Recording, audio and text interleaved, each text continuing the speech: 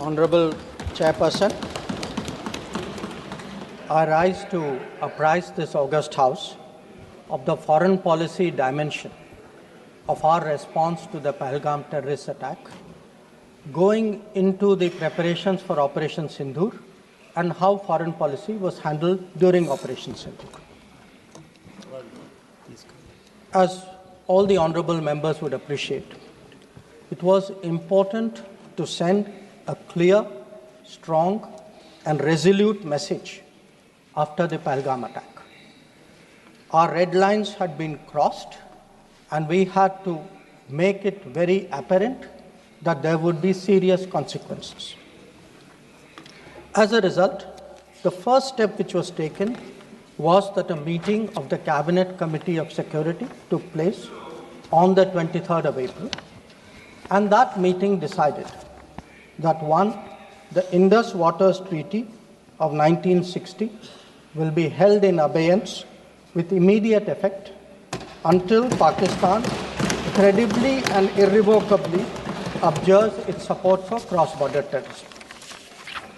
Two, the integrated checkpost Atari would be closed with immediate effect. Three, Pakistani nationals who are traveling under SAARC visa exemption scheme will no longer be allowed to do that.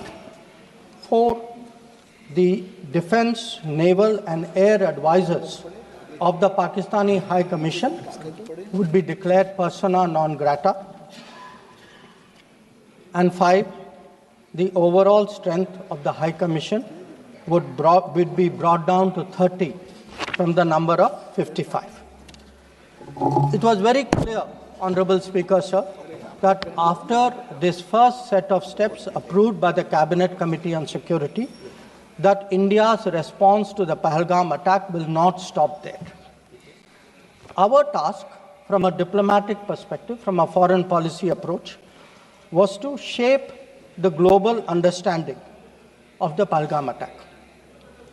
What we tried to do was to bring out to the international community Pakistan's long-standing use of cross-border terrorism. We highlighted the history of terrorism in Pakistan and how this particular attack was meant to target the economy of Jammu and Kashmir and to sow communal discord among the people of India. Our messages were two. One, zero tolerance of terrorism, and two, the right to defend our people against terrorism. So all the interactions we did, the diplomatic briefings, we called all the embassies for briefings. We interacted with the media. All of this was aimed at these two objectives: zero tolerance of terrorism and the right to defend ourselves, right to defend the people of India against cross-border terrorism. Now, the focus for our diplomacy was understandably the UN Security Council. And Honorable Speaker, sir, the challenge for us was that at this particular point, Pakistan is a member of the Security Council. We are not. So we had to achieve our objectives in a Security Council where Pakistan is a member. Now, our goals in the Security Council were two. One, to get an endorsement from the Security Council of the need for accountability, and two, to bring to justice those who perpetrated this attack. And I am glad to say, Speaker, sir, and I hope that this is appreciated and recognized by the House. If you look at the Security Council statement of 25 April, the members of the Security Council condemned in the strongest terms the terrorist attack. They affirmed terrorism in all its forms and manifestations constitute one of the most serious threats to international peace and security.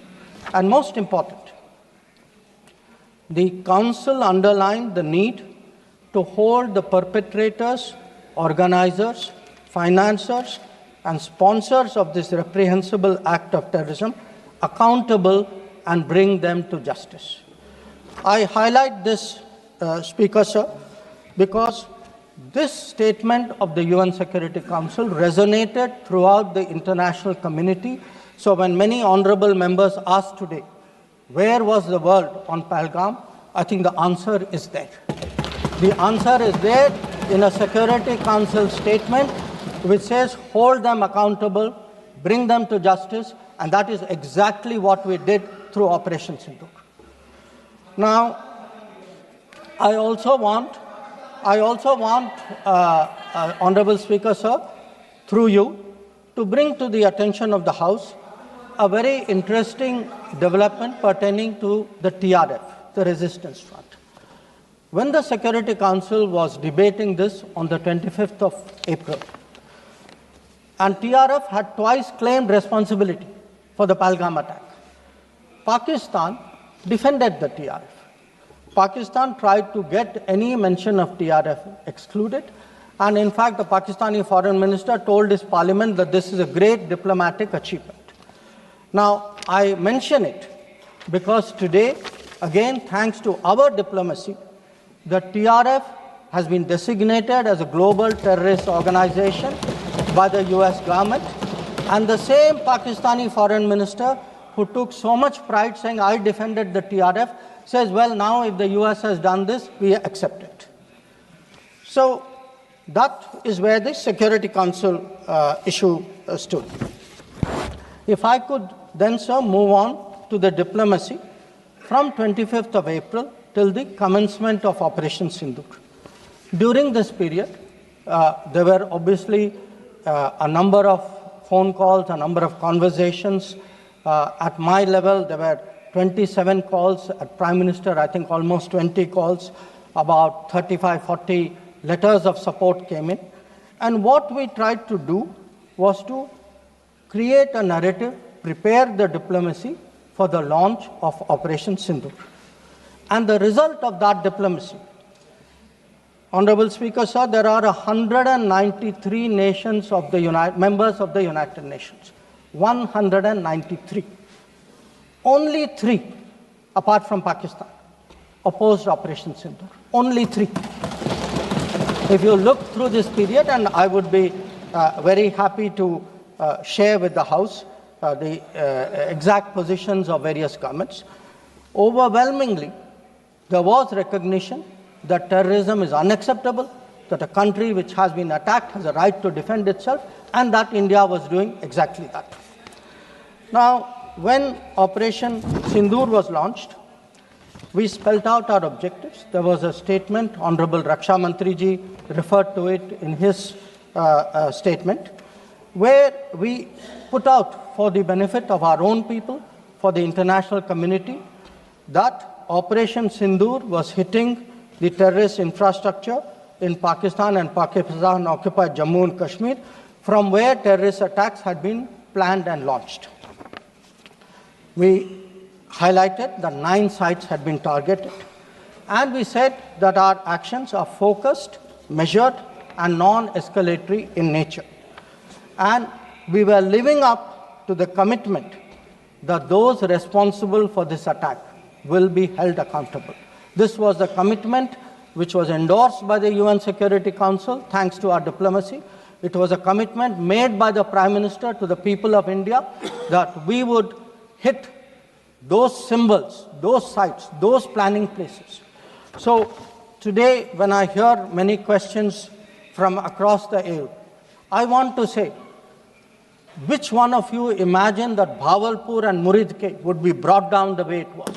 Which one of you thought? When did you even think of it during your tenure? Did it even cross your mind? In fact, on the contrary, you ruled it out after 26/11. So I think our objectives are very clear. We wanted to send a message to the terrorists. We wanted to send a message to Pakistan that do not continue this support for terrorism. And I think on the morning of 7th of May, that message went home loud and clear. Now, sir, during this period, there was, when the operations were on, when the conflict, when the activities were on, operation is still continuing. A number of countries, number of their leaders ministers, others called up. And they called up because people wanted to know what is happening. People wanted to know what is the thinking of India. People wanted to understand what we are doing. And I would like to share with the House, sir, through you, to everybody, we gave a common message. The common message was India is exercising its right to defend itself against terrorism. Number two, the targets which were hit on the 7th of May are known terrorist headquarters and infrastructure. Number three, there will be no mediation. Anything between us and Pakistan is bilateral. Number four, we will never bow down to nuclear blackmail. Number five, we are responding to Pakistani military attacks because after Operation Synindhur was launched, they had started targeting our military facilities. And we will continue to hit the Pakistani military. If the fighting is to stop, Pakistan must request it. And that request must come through the designated channel of DGMOs. This was a common message that we had given to many people who had called us during that period. Our position was very, very clear in how we were approaching the progress of Operation Synindhur. Now, sir, many members asked, some out of genuine curiosity, some perhaps less, what was the international support? How much international understanding was there of India's position? I would like to share with you a sample. So let me start with countries who are known to be partners of India. Quad. Quad gave a statement which says, the Quad unequivocally condemns all acts of terrorism and violent extremism in all its forms and manifestations, including cross-border terrorism. We condemn in strongest terms the terrorist attacks in Pahalgam on 22 April and call for perpetrators, organizers, and financiers of this reprehensible act to be brought to justice without any delay. Now, sir, this is the Quad. Now, let us look at a different grouping, BRICS. Now, BRICS has China as a member, Russia as a member, it has Iran as a member, Brazil, South Africa, Egypt. BRICS also condemned the April 22 attack. It reaffirmed its commitment to combating terrorism, again including cross-border terrorism. Now, I would like members of this House to understand, if India is attacked, if there is a terrorist attack on India and a country says we condemn cross-border terrorism, I think it is obvious to everybody what that cross-border terrorism is. So, I then move on, sir, to the Central Asia. The Central Asian countries opposed providing safe haven using terrorist proxies for cross-border terrorism, for terror financing. Now, I can cite statements from the Indian Ocean Rim Association, from individual countries, range of them. President Putin, for example, has said, he wrote to our president and said this brutal crime has no justification whatsoever and its perpetrators will face a deserved punishment. The president of Paraguay has said that he expresses solidarity and recognized India's legitimate right to self-defense. So the main point, the common thread, sir, which I would like to bring out is that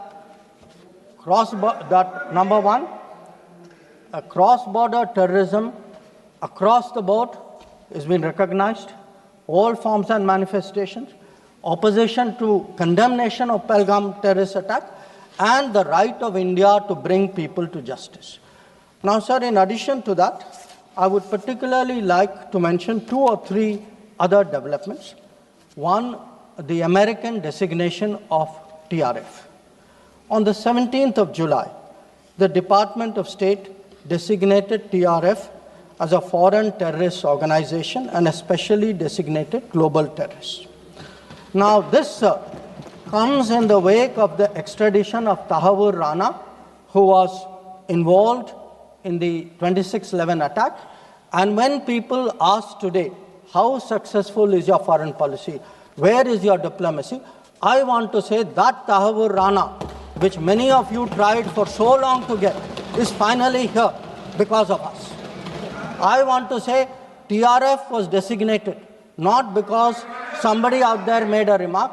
TRF was designated as a global terrorist organization because our diplomacy persuaded another country to do that. Now, our strong stance has resonated across the world. I was some time ago in Germany, and standing next to me, the German foreign minister said, India has every right to defend itself against terrorism, and Germany will support this fight against terrorism. Similar position has been taken by France. Similar position has been taken by the European Union. So, what I would like to highlight, sir, is that today, where Operation Synindhur is concerned, there has been, the world sees what it is about. The world realizes this is a fight against terrorism. It is felt that India has acted responsibly but firmly. Now, I would like, sir, to address one particular aspect because some members have brought it up.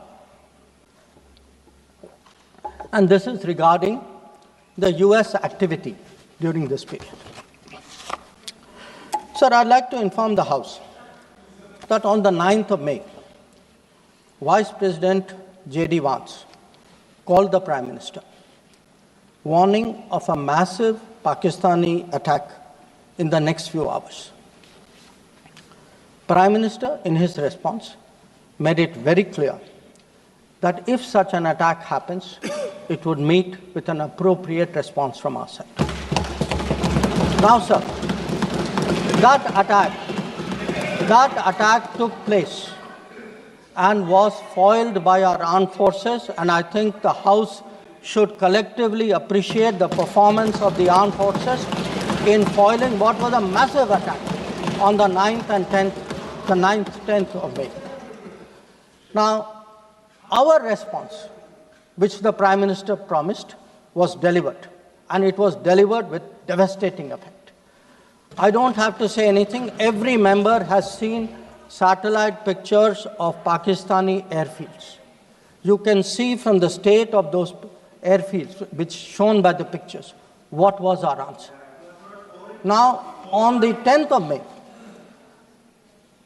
we received phone calls sharing the impression of other countries that Pakistan was ready to cease the fighting. Our position was, if Pakistan was ready, we needed to get this as a request from the Pakistani side through the DGMO channel. That is exactly how that request came. Now, I want to make two things very clear, sir. One, at no stage in any conversation with the United States was there any linkage with trade and what was going on. Secondly, there was, please listen. Secondly, there was no call between the Prime Minister and President Trump from the 22nd of April, when President Trump called up to convey his sympathy, and the 17th of June, when he called up Prime Minister in Canada to explain why he could not meet. So I would again, मैं इसको दोहराता हूँ, 22 अप्रैल से 17 जून तक। माननीय अध्यक्ष जी, मेरी एक बात की आपत्ति है, भारत देश का शपथ लिया हुआ विदेश मंत्री यहाँ स्टेटमेंट कर रहा है, उस पर भरोसा नहीं है, उनको किसी और देश पर भरोसा है। मैं समझ सकता हूं उनकी पार्टी में विदेश का महत्व क्या है, मगर इसका मतलब ये तो नहीं है पार्टी की सारी चीजें यहां सदन में आकर थोपे। भारत के विदेश मंत्री पर भरोसा नहीं करोगे?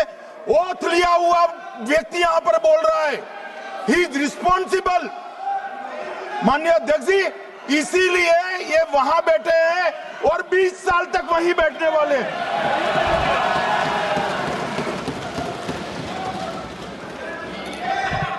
Honorable Speaker, sir, in the course of the debate today, some points were made by members of the opposition. I would like to respond to some of them. We were asked, why did you stop at this time? Why did you not go further? Please see who's asking this question. This question is being asked by people who, after 26/11, felt that the best action was inaction. Now, I would like, sir, to read out, because one member said, nowadays BJP members like reading from books. You get the truth in books. Sometimes you don't like what we read in books. So let me read out, sir, two excerpts from a book by the National Security Advisor of the UPA government. After 26/11, a chapter, this is a book called Choices. He says, on sober reflection and in hindsight, I now believe the decision not to retaliate militarily, but to concentrate on diplomatic, covert and other means was the right one for that time and place. This is what he says. But did he even do that? Because 26/11 happened in November of 2008. What was the reaction? The reaction was Sharm el-Sheikh. Was that diplomatic? Was it covert? Was it military?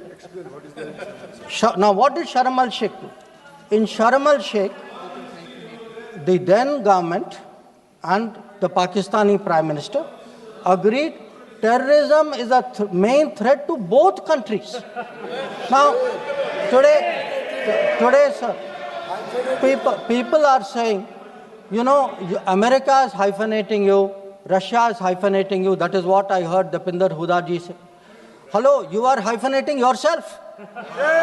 I mean, you did not need a foreign country to say, please link India to Pakistan. Your own government was saying, India and terrorism is a main threat to both countries. And then they said, terrorism should not be linked to the composite dialogue. And worst of all, they accepted a reference to Baluchistan in that. Now, here is a country reeling after 26/11. And you are equating Baluchistan and 26/11, what happened in Mumbai, and you are saying that the perpetrator and the victim have both got a problem. And then now you are asking me, why didn't you go further? People who did nothing are asking a government which did so much, saying, why didn't you do more? Now, you might think, sir, that this is a one-off, but this is a habit, because this is the thinking in that part of the house. Some years ago, there was, if you remember, sir, the Mumbai train bombing. The Mumbai train bombing happened in July of 2006. In September of 2006, 3 months after the Mumbai train bombing, at Havana, the UPA government, with its Pakistani counterpart, condemns all acts of terrorism as though we are both again equal, and agrees that it's a scourge that we need to effectively deal with together. And then they directed again resumption of dialogue. So what I want to highlight is, for people who did nothing to have the temerity, the gumption today to ask a government which did so much, which brought down Bhavalpur and Muridko, to say, why didn't you do more? I think it's extraordinary. Now, sir, we also heard from one of the early speakers saying we are now facing a two-front, and that the leader of opposition has been warning us about two-front. Now, all I can say, sir, is the person who said it, and maybe the leader of opposition, must have missed their history lessons in school. I'll tell you why. Because I would like to walk you through the history of this two-front.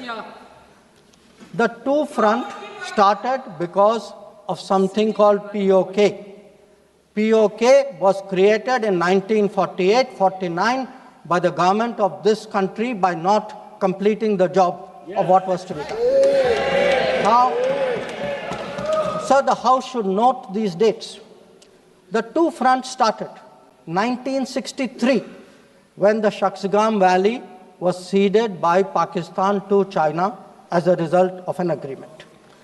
Then in 1966, the Karakoram Highway was agreed upon, which took 20 years, was completed in 1986. Now, references were made to China-Pakistan military collaboration. So when did this collaboration start? I'll give you the year, 1966. In 1966, the first Chinese military supplies went to Pakistan. When did nuclear collaboration start? 1976. 1976, when Bhutto arranged for China-Pakistan to get together on this. And in 1980s, when Prime Minister Rajiv Gandhi was visiting China and Pakistan, that was when the nuclear collaboration was at its height. Now, let me go further. You will say, why are you talking history? So let me bring this further up. 2005, Pakistan-China Treaty of Friendship and Cooperation. 2006, Pakistan-China Free Trade Agreement. 2013, handing over of Gwadar to China, Gwadar port to China. May 2013, announcement of China-Pakistan Economic Corridor. So, sir, we are getting warnings about a US-China, Pakistan-China collaboration, when this collaboration has been going on for 60 years. Now, let me also address two other points. There was a reference made to IMF that, why did you not stop? Why did you not stop? आपने सवाल उठाया तो जवाब भी सुनना पड़ेगा. आपने उठाया ना, आपके उपनेता ने उठाया, आपने सुनो जवाब. अब जैसे सवाल करोगे वैसे जवाब सुनने पड़ेंगे. Sir, the IMF loan which was given was approved in September 2024. It was an extended fund facility of $7 billion. Now, sir, the House should know, Pakistan is a serial borrower from the IMF. I think 16 or 17 times they have taken IMF package. Now, very interesting comparison, sir. In 2008, Pakistan got a standby arrangement of $9.70 billion. In 2013, it got another one of $5.9 billion. So the very people who are concerned today at a $7 billion package should remember a $15 billion package went through for Pakistan during that tenure. Now, reference was made, sir, to FATF. I want to say the longest period that Pakistan has been under FATF grey list has been under the tenure of the Modi government. During the Modi government, from 2018 to 2022, 1,576 days, Pakistan was in the grey list. Yes, they were in the grey list earlier also. I am not denying that. It was for a shorter period. But I again want the House to appreciate that the FATF meeting in May 2025 has kept Pakistan in the enhanced follow-up category, recognizing that the compliance of Pakistan is only partial. Now, sir, so much for Pakistan. Some members also raised issues pertaining to China. So I would like to spend a few minutes on that. So I would first like the House to appreciate, because today we are getting these lectures saying China is a great danger, China, Pakistan are together, we are warning you. So what does the Congress party really think about China? Don't go by what they say. Let us see what they did. In 2005, China was designated as a strategic partner during Prime Minister Wen Jiabao's visit to India. Strategic partner.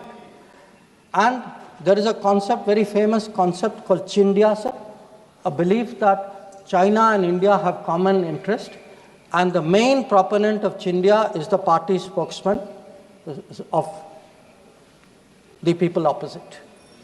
Now, some mention was made about visits, including my visit. Yes, I went to China. I went to China to make our position very clear about de-escalation, about trade restrictions, and about terrorism.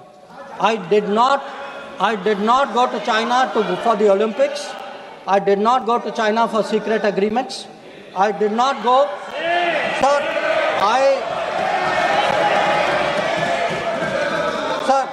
Sir, the House should know that people were watching Olympics when China was issuing stapled visas for people from Arunachal Pradesh and Jammu and Kashmir. This is the reality of China. Now, let me really tell you, sir, how is the relationship with China. Some years ago, विदेश मंत्री जी को संरक्षण देना चाहिए। उनके speaker जब बोल रहे थे, हम पूरे धैर्य से सुने।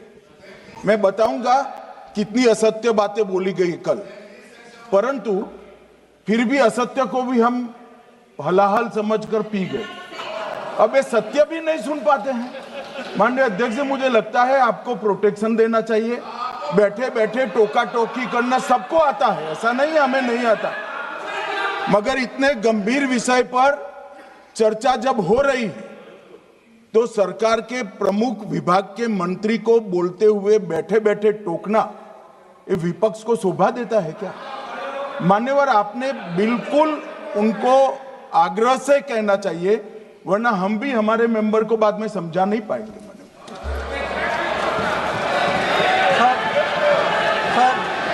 We heard today a lot about what was supposed to be the thinking. बैठिए, आपको इजाजत नहीं, बैठिए। Sir, we heard about warnings about China, cautions about China. China is planning this, China is planning that. But sir, I want to remind this House, Doklam crisis was on. The leader of opposition decided to get a briefing from whom? Not from the government, not from the emir, from the Chinese ambassador. He took his briefing from the Chinese ambassador when our military was confronting the Chinese military in Doklam. So I want to say that I want to say, and this is the political thinking. Let me, sir, give you the economic thinking. In 2006, the UPA government. Please बैठे टिप्पणी मत कीजिए, आप बहुत कर रहे हो, नहीं, गलत है, बैठे टिप्पणी मत कीजिए। Sir, in 2006, because I want to illustrate my points with facts. I spoke about political facts, I spoke about border facts. Let me give you an economic fact. What is the economic thinking of the Congress party about China? In 2006, the Congress party agreed to do a regional trading arrangement with China. It was finalized during the visit of President Hu Jintao. A task force was appointed. The task force gave a positive recommendation. Through the efforts of various people, this did not happen. Let me give you the technology side. The very people today who are cautioning us on China are the people who allowed 3G and 4G to come from China. It is this government which made sure there was a made in India 5G. And finally, sir, we keep speaking about the border.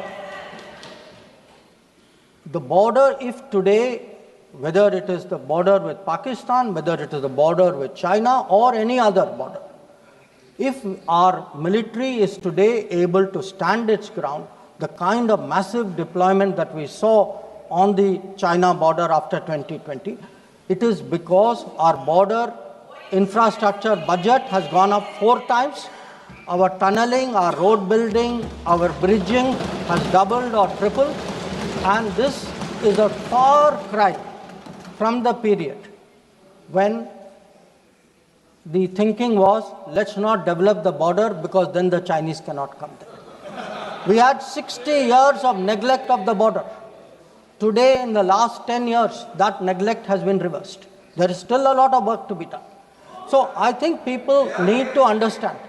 And it's not just in India, sir. We have just come back from Maldives.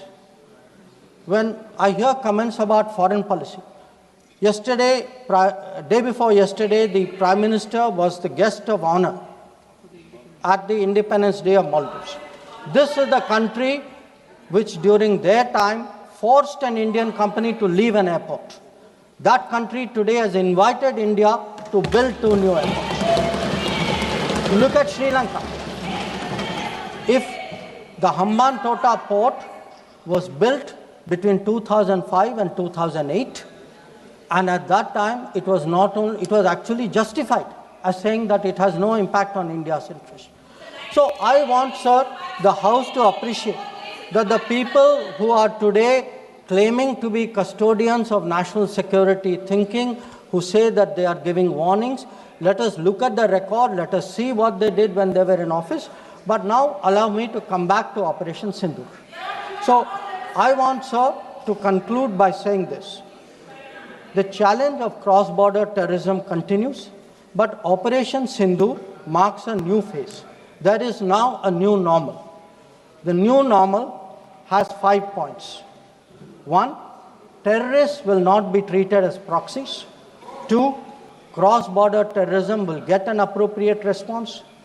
3, terror and talks are not possible together. There will only be talks on terror. 4, not yielding to nuclear blackmail. And finally, terror and good neighborliness cannot coexist. Blood and water cannot flow together. This is our position.